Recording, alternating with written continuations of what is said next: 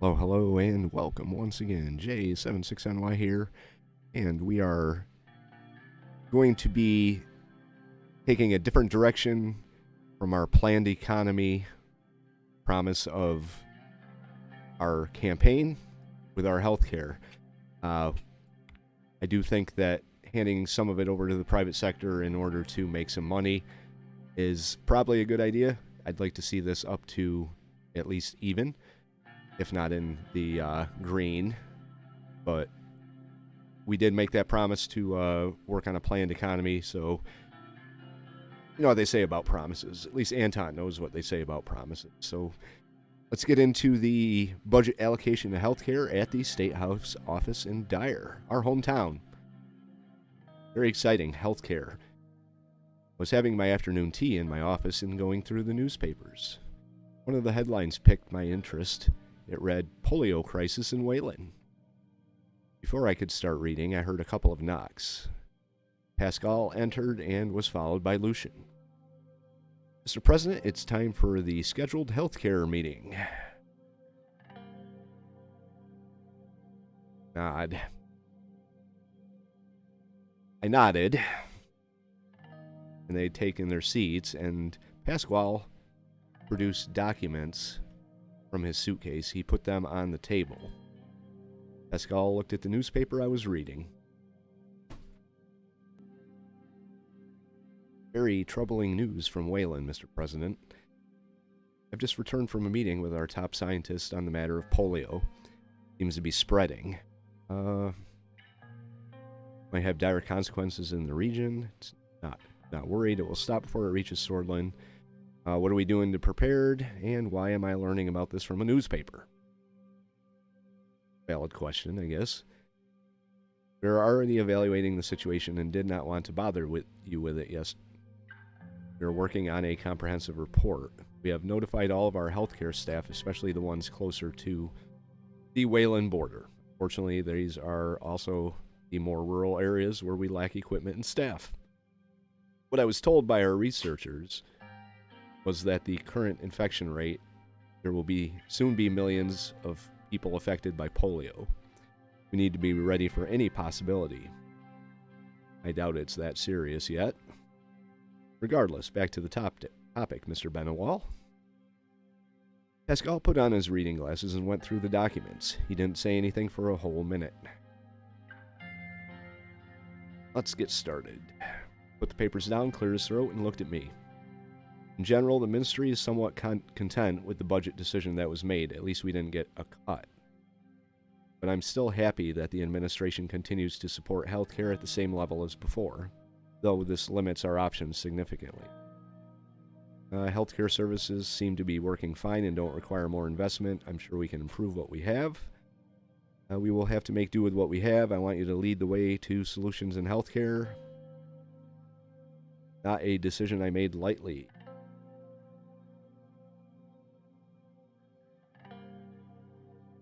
Have to make do with what we have. I don't see many ways out of this particular situation. We need funds to bring improvements. As you know, I've been preparing a new privatization program that would create funds through selling of unused ministry property and some extra taxes. I know of this too, Pascal, but this goes against our economic doctrine. Additionally, health is a key sector people expect to have in public hands. Aside from creating additional funds, there is a long-term problem with privatization in a country like Sordland. I don't see a problem with the privatization. It would create additional funds and boost enterprise. You're right, there might be structural issues, especially due to private greed and market manipulation. And what are these problems? Let's hear them out.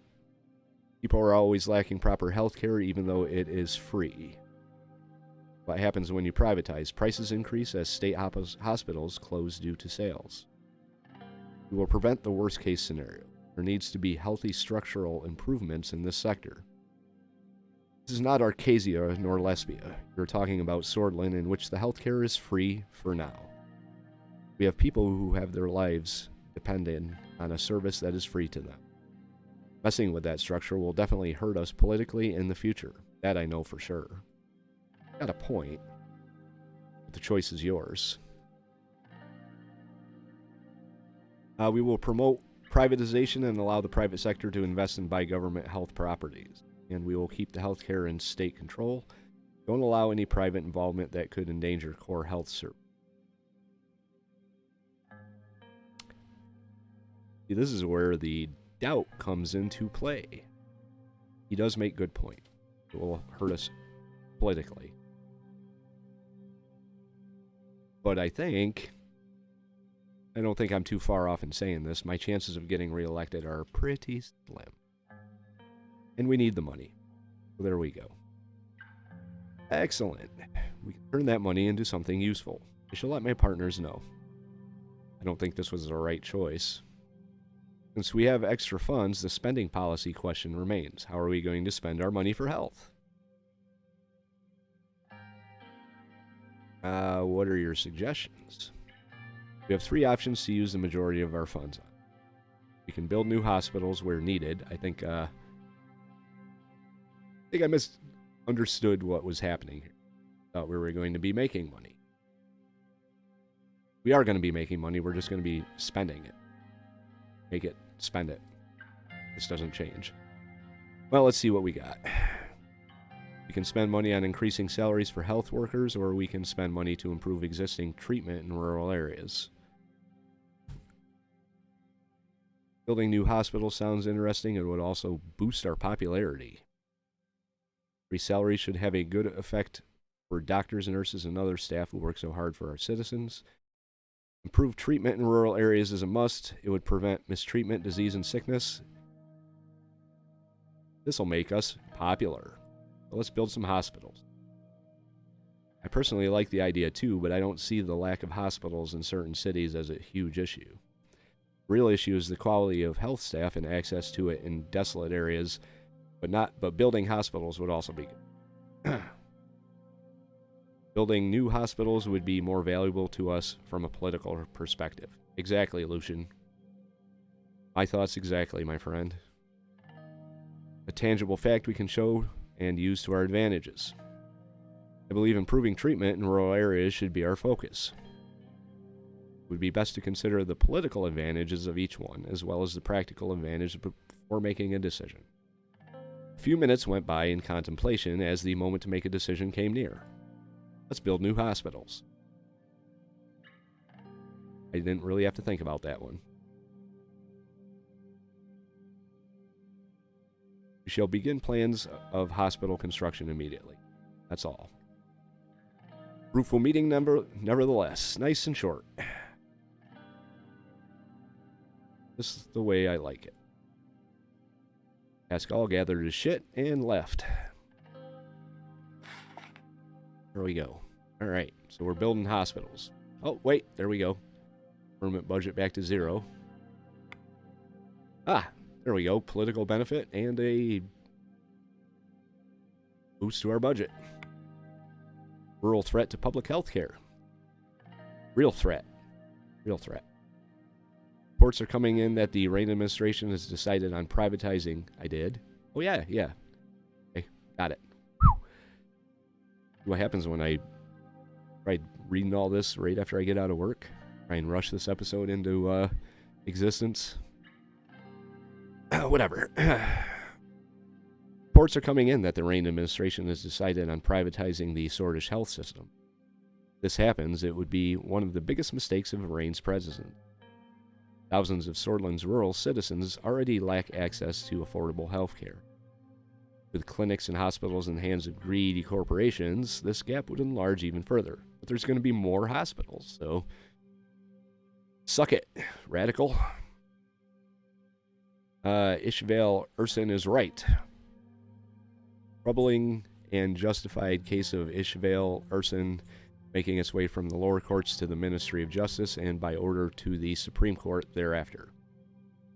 Systematic racism felt around the country seems to know no limits, especially when it comes to the largest minority in our nation.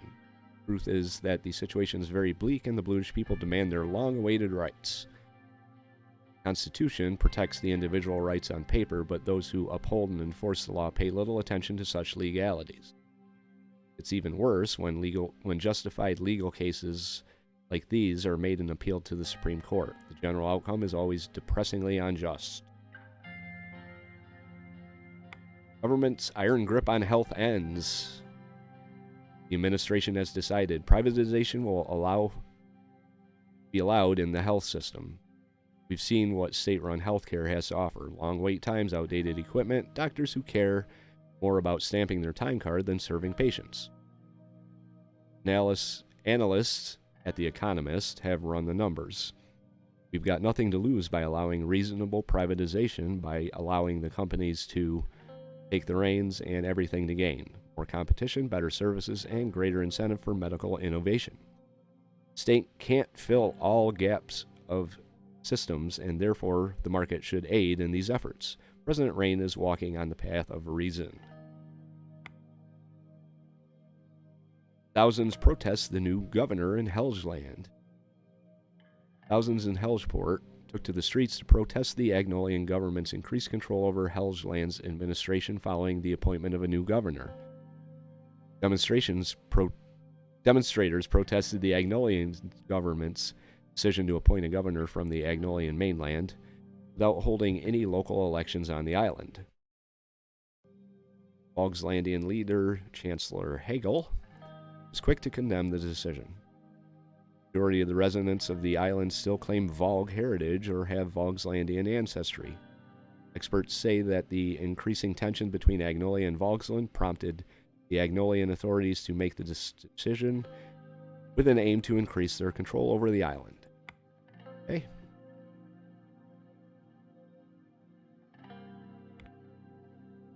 Wayland Border Report. Chief of the Armed Forces Vulcan Kruger reported that Wessex armed forces are moving north towards the town of Vernon. On their way, many Bluish villages were assaulted, and the initial reports indicate a high death toll. As they are approaching closer to the border, Wessex Army's movements will be observed closely. Many displaced refugees from the battles have been seen moving towards the Swedish border. They have been turned around forcibly to ensure the complete defense of the border. Okay. Person versus Sordland case. Landmark court filing has been appealed to the Court of Appeals today and is under review by the Ministry of Justice. Lawyer and Bluish civil rights activist Ishval Erson sued the Dyer municipality led by Felix Braun for the infringement of constitutional rights regarding religious expression. The case questions the legality of the Religious Harmony Bill, the separate legal treatment of the Bluish and Dyer, and by extension, the whole of Bergia. Okay. We have here meeting with Justice Garaci, the Emergency Act. That is. Earlier in the day, I learned that Franz Richter's complaints had been accepted by the Supreme Court for review. I'd also been hearing countless reports about our police forces becoming reluctant to enforce the rules of the emergency. Come on, guys. I called Chief Justice Hawker's office to demand an explanation, but he wasn't in. I sat by the phone waiting for him to call back. I waited and waited. Suddenly I heard a knock at the door. Sorry to interrupt, Mr. President, but Justice Garaci is here to see you. And you would be this guy. Heron Garaci is a jurist and politician who is currently serving as a justice on the Supreme Court. Before his political career, he studied law at the Imperial Markian University, later pursued a military career. Due to his marriage with the sister of General Luderian, he was implicated in the military coup of 1927 and the Swedish Civil War. He was a strong supporter of Tarkin Sol.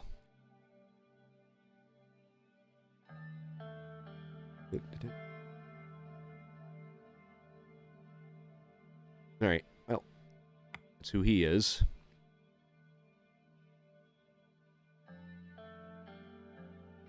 I'm waiting for the Chief Justice, not his lackey.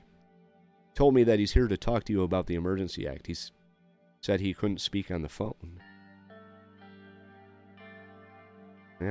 So Orso sent his pawn. I heard that, Mr. President. Heron brushed past Livia and strode into the office.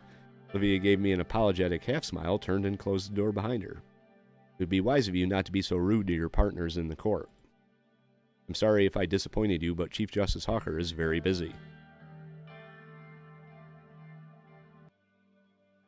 How to go about this one? And they're all not exactly friendly. I kind of think Anton should bite his tongue a little bit. Just be brusque, but not overly rude. Get to the point. You already know that Franz Ricter has filed a complaint about your Emergency Act being unconstitutional. The judges couldn't ignore his arguments. But as we have promised, the court is doing its best to help you out. Even though the arguments filed by Ricter are noteworthy and do give us the right to deem your actions as unconstitutional. I sense some blackmail coming here.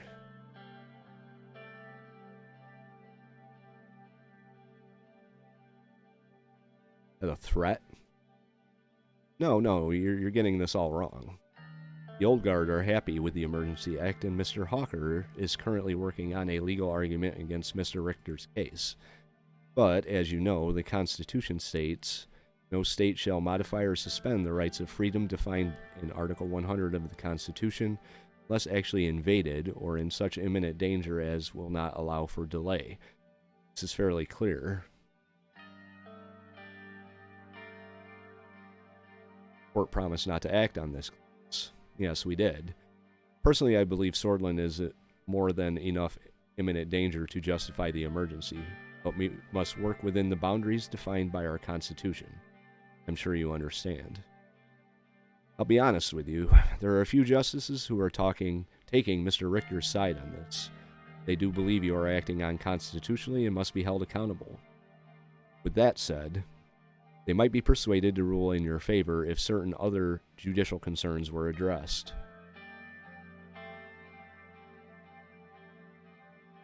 What concerns? Mr. President, we are worried about the oligarchs, Marcel Caranti and Walter Tusk. They are in close cooperation with Arcasia and have ties to almost every other country on this continent, and as we all know, they only care about money. So do I, but go on. It is clear that they are trying to profit from the violence in Sordland and abroad. We have every reason to believe they are supporting the militant organizations we are fighting against. What are you suggesting? We are already in an emergency, Mr. President. In these difficult times, when unity is so sorely needed, they pose a great threat to all of Sordland. They already control much of our economy. Can't be allowed to have that much power. Something must be done. Nationalize their assets, for example. Okay. That's extreme.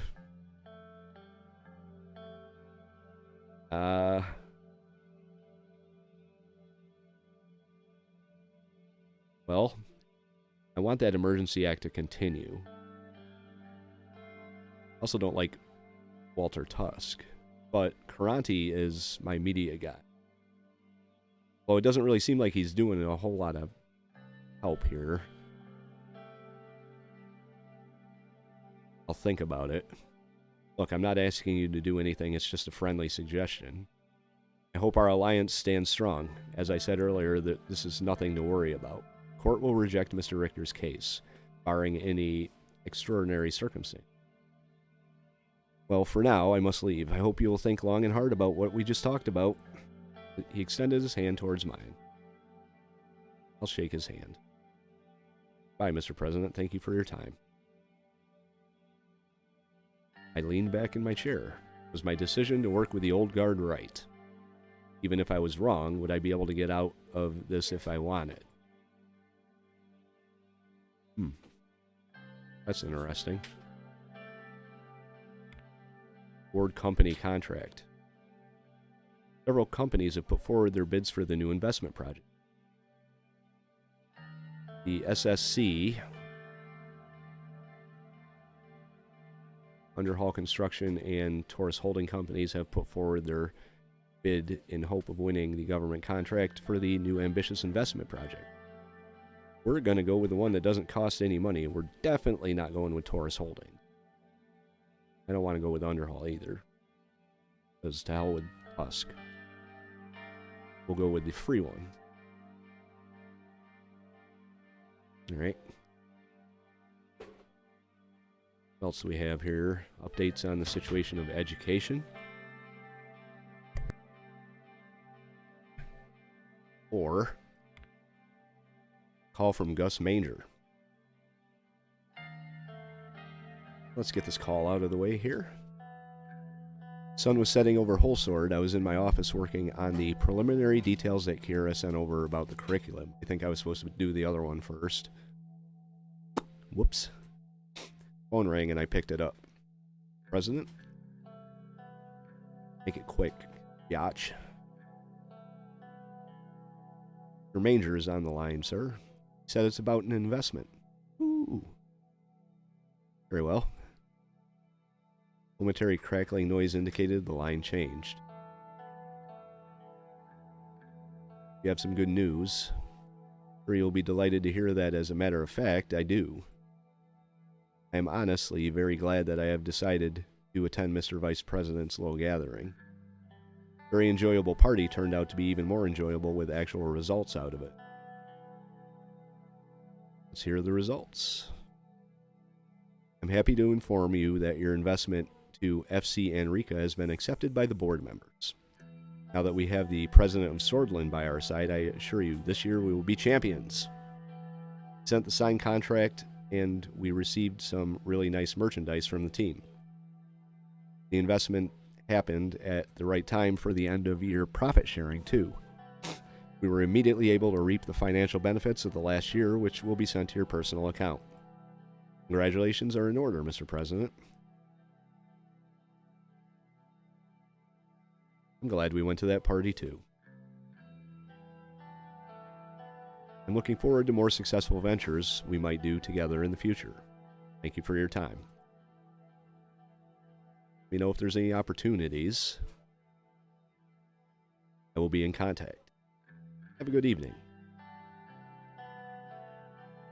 Let's see. Oh, we got a little wealthier. Okay. Probably should have done this one first, seeing as it's actually a little more important, but whatever. After a meeting with the rector and a brief tour of the University of Volgagen, we gathered in a room with Kira. The entire campus was visible from the windows. Students were reading books, studying, and having picnics under the trees. It reminded me of my own old times at Wholesword State University, at least the more carefree moments. Reminiscing about the past. Nothing. Let's begin then. Why not start off by saying this? Stagnation doesn't get anyone anywhere. Simply maintaining my ministry's funds got us sitting duck with the dozens of issues left unsolvable. And as you have already stated, improving Sordland's sexist and horrendously outdated education system is low on your priority list. There are other priorities. What priorities can there be other than the future of Sordland? Never mind. There's no point in talking about what we've already done. Spinning her ballpoint pen, she went through the papers, organizing some of them together. That's all there is for now. I've talked with Miss Suno to schedule some time to discuss the curriculum. She's a very astute woman, your secretary. You may want to consider promoting her. Promoting her to what? We will meet very... Well, okay. At our next meeting, I guess. What the hell? Okay. Well, there we go. Short and sweet, I guess. He obviously doesn't like me. New mega project. Conriat Industrial Zone. President Rayne has just announced plans for a brand new industrial zone in Conriat.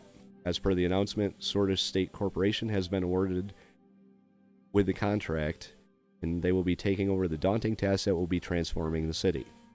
On completion, this mega project will provide a much-needed production boost, not just to Conrad, but to the entire greater Whole Sword region.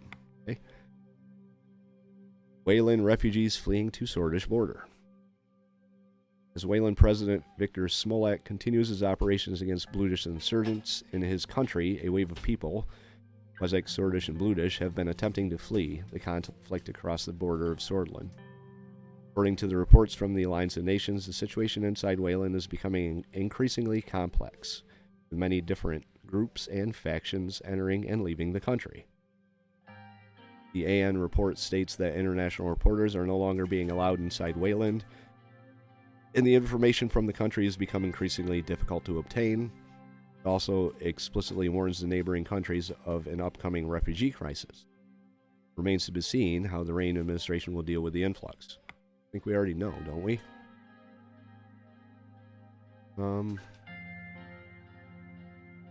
Let's see what else.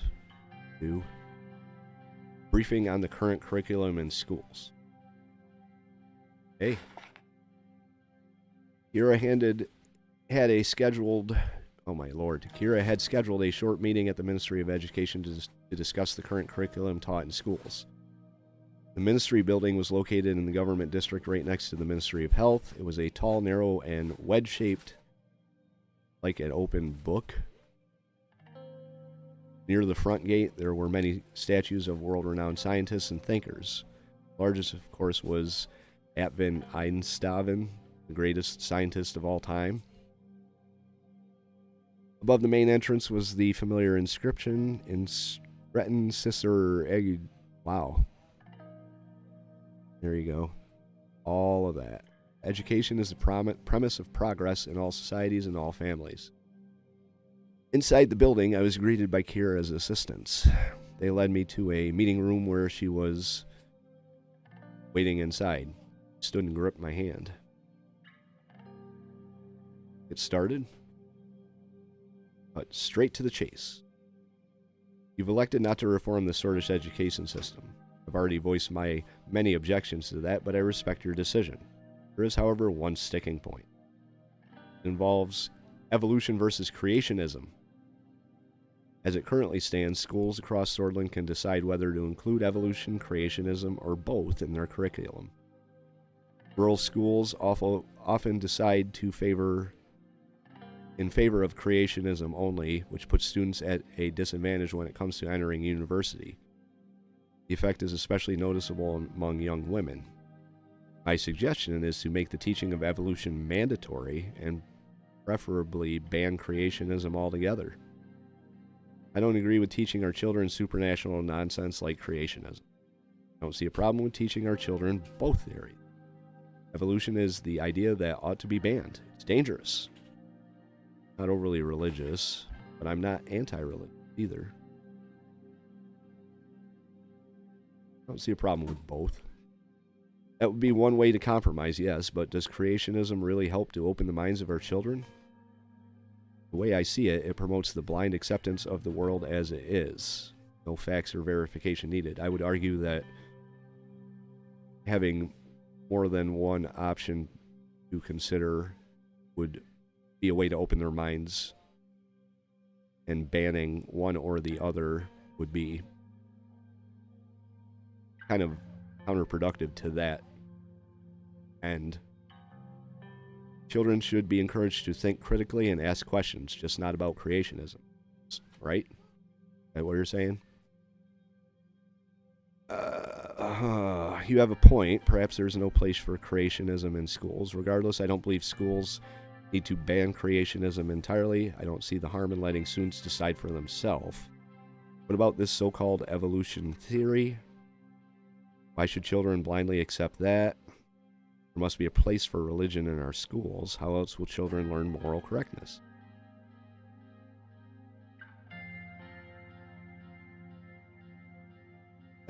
That's kind of what I'm saying here, is why should they blindly accept that? The exact opposite. Evolution is a theory that was created by using observational data over the span of many years. whereas religion demands we believe in the word of one book. Many scientists have worked on countless experiments. Might add that evolution is also more likely going to be proven in the future as there is empirical evidence. Okay, that's not something I would say. Neither is that. Most likely, you're saying oh my God. Most likely, you are saying this, well, it is certain that the word of God is true. Doesn't change what I think. We'll go with that one. It's the only non-religious extremist choice I had. That sort of dogmatic thinking is exactly the problem. Without changing your perspective by learning about new things, how are we going to ever progress? You know what? This is going nowhere. There's clearly no point in discussing this with you. Lucian knocked on the door. Excuse me, some urgent business kept me away. Welcome, Mr. Glad.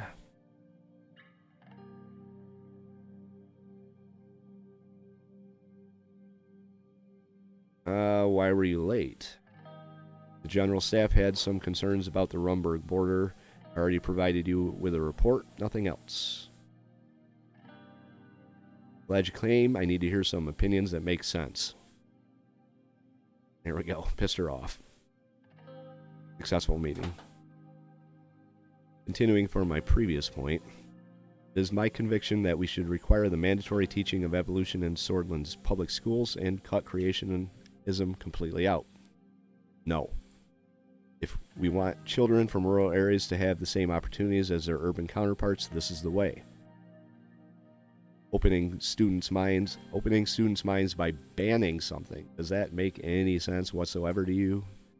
Really? Swalda, don't bring your pet cause into this. Mr. President, there are other considerations you may not have thought about. Although I myself believe in evolution, we must be careful not to alienate our rural conservative voter base.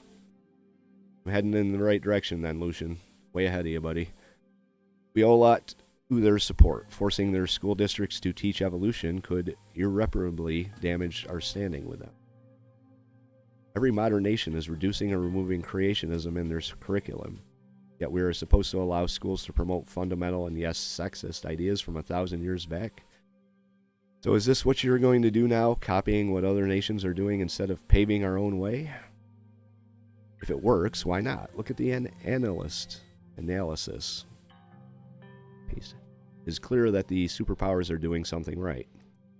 Could we reinvent the wheel, Mr. Glad? You speak as if we don't import any influence from other countries. That's not what I said. Their voices started to get louder and louder. I held out my hands for silence. We can still allow creationism to be taught alongside evolution. Kira, would you live with that? Evolution is the way forward. Creationism has no place in public schools. And exclusive creationism. Go middle of the road.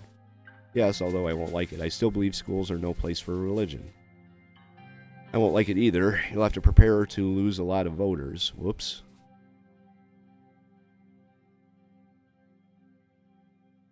Well, he wanted just one or the other.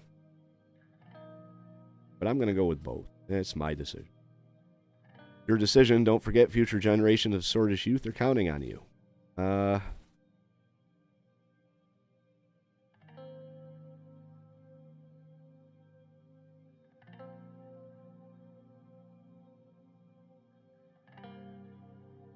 will make the teaching of evolution mandatory, but schools may promote creationism alongside it if they wish. We will stick to the current system. Evolution will not be mandatory, and schools that wish to teach creationism exclusively may do so. No. Here we go. Unfortunate, but it will have a better outcome than banning creationism altogether. I disagree. Rejecting creationism would have been a signal that we were redirecting Sordland towards a scientifically and technologically advanced future. They turned and looked at each other. Lucian lifted his eyebrow, and Kira held his gaze for a couple of seconds. Lucian reached across the table and backhanded her.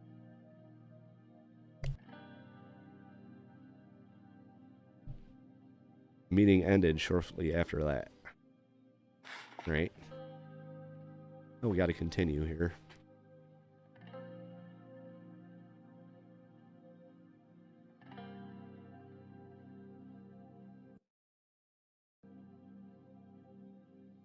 I guess we can read the newspaper, see what they say. Nationalize the Big Four now. As the debate about privatization versus nationalization intensifies in the capital, the Whole Sword Post firmly believes that President Rayne should come down on the side of nationalization for all of the so-called Big Four companies, including the current private heart of Sordland and Burgess Steel. Full nationalization would prevent price gouging and prevent CEOs like Marcel Caranti from consolidating power. But even the government taking minority ownership of both companies would go a long way in ensuring they act according to state interest.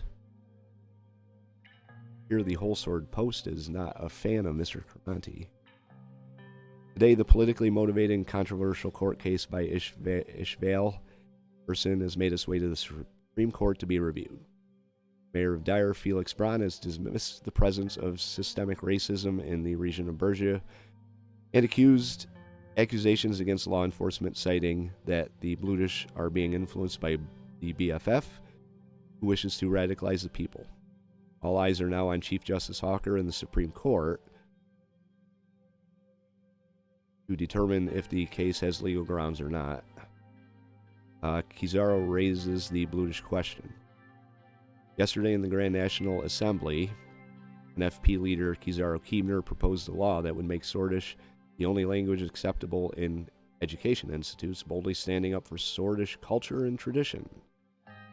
The law, Unifying Education Language Act, is squarely aimed at Bludish communities whose integration in Sordish society has long posed a problem. Dyer prepares for the Day of Dissension. The city of Dyer is busy preparing for the Day of Dissension, the annual celebration of the founding of Nurity.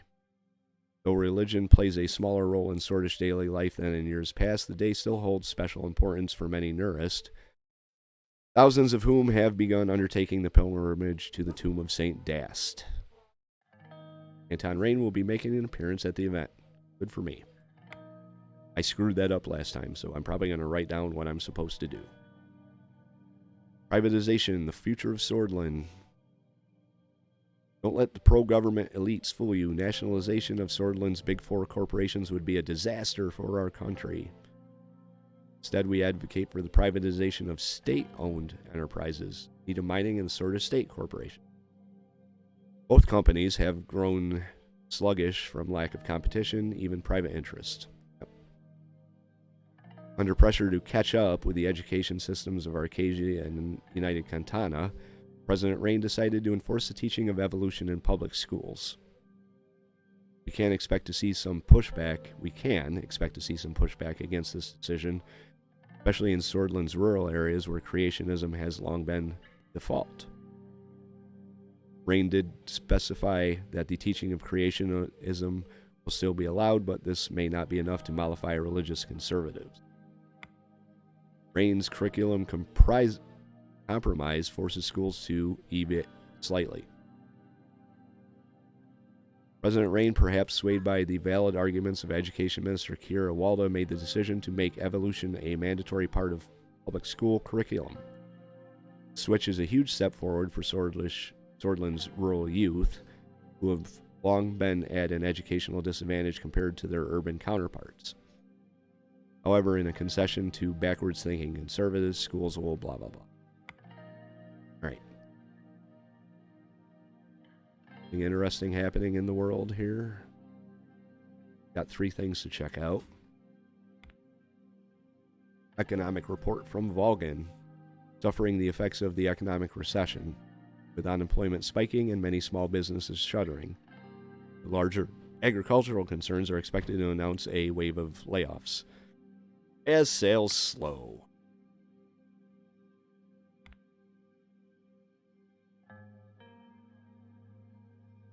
Secret state police have completed preliminary investigations into Sordland's main oligarchs, Marcel Caranti and Walter Tusk. No concrete proof of corruption or other wrongdoing has yet been revealed. Izaro Keebnur is preparing a bill which aims to unify Sordish education by making Sordish the only language accepted in educational institutions, excluding specific foreign language studies. Look, it's already making progress, and this is stalled completely. Forest Holdings. Wayland operations a mixed success. Wayland President Victor Smolak is drawing his operation against the Bluish Freedom Front to a close. Consensus is that while Wayland's army went a long way towards neutralizing the Bluish threat, there were many preventable casualties. Furthermore, despite Wayland's best efforts, not all hideouts have been eradicated, and anti-Smolak sentiment is at an all-time high among the remaining insurgents. So that didn't go very good for him.